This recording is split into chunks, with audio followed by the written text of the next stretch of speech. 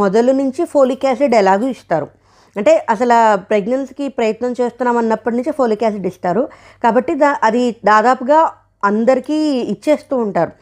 కానీ iron, calcium, తర్వాత ఈ ఒమేగా ఫ్యాటీ యాసిడ్స్, ఇవి విటమిన్ డి తక్కువ ఉంది అంటే కనుక చెక్ చేసుకుంటేనే అప్పుడు లిక్విడ్ రూపంలో కానీ టాబ్లెట్స్ రూపంలో కానీ ఇస్తారనమాట.